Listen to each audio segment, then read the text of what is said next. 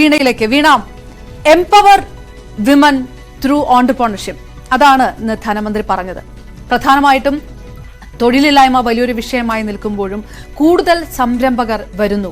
30 കോടി സ്ത്രീകൾക്ക് അല്ലെങ്കിൽ ലോൺ നൽകാൻ കഴിഞ്ഞിട്ടുണ്ട് എന്ന് പറയുന്നതിലൂടെ ആ കൂടുതൽ സംരംഭകരായി സ്ത്രീകളെ മാറ്റുന്നു. അങ്ങനെ സ്വയം പര്യാപ്തത വരുന്നു, സ്വാഭിമാനമുള്ളവരായി മാറുന്നു എന്ന് പറയുന്നിടത്ത് ഒരുപക്ഷെ സ്ത്രീകൾ ആഗ്രഹിക്കുന്ന ആ ഉന്നമനം അതിനകത്തുണ്ടാവുകയില്ലേ? ഈ ബഡ്ജറ്റ് സ്ത്രീ സമൂഹത്തോട് നീതി പുലർത്തി എന്ന് കരുതുന്നുണ്ടോ? ഒറ്റ വാക്കിൽ എൻ്റെ ആദ്യത്തെ ഉത്തരം സ്ത്രീ സമൂഹത്തോട് നീതി പുലർത്തിയിട്ടില്ലാത്ത ബഡ്ജറ്റ് എന്നുള്ളതാണ്. ഇന്നത്തെ ഓണറബിൾ ഫിനാൻസ് മിനിസ്റ്ററിൻ്റെ ആ ഒരു ബഡ്ജറ്റ് അവതരണം കണ്ടപ്പോൾ എനിക്ക് സ്ട്രൈക്ക് ചെയ്ത ചില പദങ്ങൾ ഞാൻ പറയാം. അത് ഒന്ന്, GDPയുടെ ഒരു എക്സ്പാൻഷൻ. നമ്മൾ ഗ്രോസ് ഡൊമസ്റ്റിക് പ്രോഡക്റ്റ് ശീലിച്ച് നമ്മളോട് ഗവേണൻസ്, ഡെവലപ്മെൻറ്റ്, പെർഫോമൻസ്, അതുപോലെ ഡെമോക്രസി, ഡൈവേഴ്സിറ്റി എന്ന് പറയുന്ന ട്രിനിറ്റിയെ കുറിച്ച് പറയുന്നു. റിഫോം, പെർഫോം, ട്രാൻസ്ഫോം എന്ന് പറയുന്നു.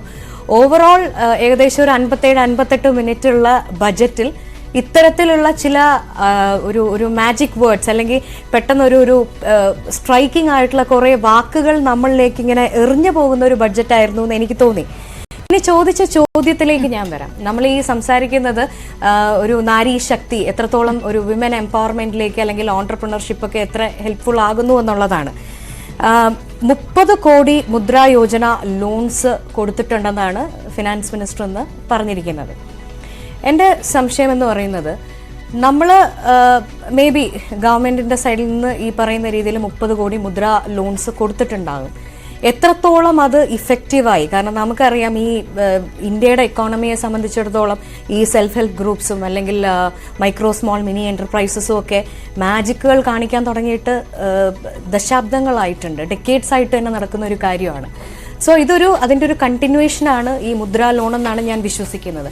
പക്ഷേ ഇത് കൊടുക്കുമ്പോഴും ഈ എമൗണ്ട് ഡിസ്ബേഴ്സ് ചെയ്യുമ്പോഴും എത്രത്തോളം ഇത് ഇഫക്റ്റീവായിട്ട് വരുന്നുണ്ട്, ഇതിൽ എത്രത്തോളം ലോൺസ് യൂട്ടിലൈസ് ചെയ്ത് ലാഭകരമായിട്ടുള്ള ബിസിനസ് വെഞ്ചേഴ്സിലേക്ക് സ്ത്രീകൾക്ക് പോകാൻ സാധിക്കുന്നുണ്ട്, എത്ര എണ്ണം ഇപ്പോഴും വലിയ രീതിയിൽ സ്ട്രഗിൾ ചെയ്യുന്നുണ്ട്, ഇനി പൂട്ടിപ്പോകുന്ന സാഹചര്യത്തിലുള്ളതിനെ നിലനിർത്താനുള്ള എന്തൊക്കെ ശ്രമങ്ങളാണ് ഗവൺമെന്റ് നടത്തിയിട്ടുള്ളത്, ഇത്തരം ചോദ്യങ്ങളൊക്കെ നമ്മുടെ മുമ്പിൽ ഇങ്ങനെ ക്വസ്റ്റ്യൻ മാർക്സ് ആയിട്ട് തന്നെ നിൽക്കുകയാണ്. അതായത് സസ്റ്റൈനബിലിറ്റി ഒരു ക്വസ്റ്റ്യൻ ആണ്. 2, ബഹുമാനപ്പെട്ട മന്ത്രി പറഞ്ഞു 28% increase in female enrolment in higher studies പറഞ്ഞിട്ടുണ്ട്. അവിടെ ഒരു പ്രധാനപ്പെട്ട ഒരു ഫിഗർ എനിക്ക് മുന്നോട്ട് വെക്കാനുള്ളത്, നമുക്കറിയാം നമ്മുടെ ഇന്ത്യയുടെ ഒരു ഫോർകാസ്റ്റ് ഞാൻ അതിനോട് ക്ലബ് ചെയ്ത് ഒന്ന് പറയുന്നു എന്നുള്ളത് മാത്രമേ ഉള്ളൂ. അപ്പൊ അൺഎംപ്ലോയ്മെന്റ് ഫോർകാസ്റ്റ് ചെയ്തിരിക്കുന്ന 7% അതിലധികമോ ആണ് 2024. ഗവൺമെന്റ് പറയുന്നു 3% CMI പറയുന്നു 6%. അസിം പ്രേംജി പോലുള്ള universities 42% Indian graduates under 25 years unemployed ആണെന്ന് പറയുന്നു. ഇനി മിഡിൽ ക്ലാസ്സിലുള്ള ആളുകൾക്ക് വീട് വെക്കാനായിട്ടുള്ള സംവിധാനം ചെയ്തു കൊടുക്കുമെന്ന് പറയുന്നു.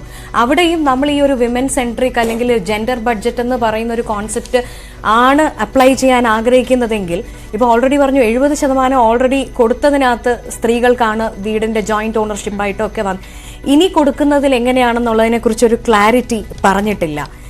ഇത്തരത്തിലുള്ള നിരവധി വിഷയങ്ങൾ, അതുപോലെ സെൽഫ് ഹെൽപ്പ് ഗ്രൂപ്പ്സിന്റെ പറഞ്ഞു വളരെ ജനറലൈസ് ചെയ്താണ് പറഞ്ഞിരിക്കുന്നത് എന്നാണ് തോന്നുന്നത്. അല്ല, ഞാൻ അതിലൊരു കാര്യം കൂടി സ്പെസിഫിക് ആയിട്ട് വരാം. അതായത് 83 ലക്ഷം സെൽഫ് ഹെൽപ്പ് ഗ്രൂപ്പ്സിനുള്ള അസിസ്റ്റൻസ് കൊടുത്തു, 9 കോടി സ്ത്രീകളെ എംപവർ ചെയ്തു എന്ന് പറയുന്നു, 1 കോടി സ്ത്രീകൾ ലാഖ്പതിയായി എന്ന് പറഞ്ഞു. ഞാൻ അത്ഭുതത്തോടുകൂടിയാണ് ആ സ്റ്റേറ്റ്മെന്റിനെ കാണുന്നത്. എന്താണെന്നറിയോ, 1 ലക്ഷം രൂപ കിട്ടുമ്പോൾ ലക്ഷാധിപതിയായി, ഒരു ലക്ഷം രൂപ ഉണ്ടെങ്കിൽ ലക്ഷാധിപതിയായി.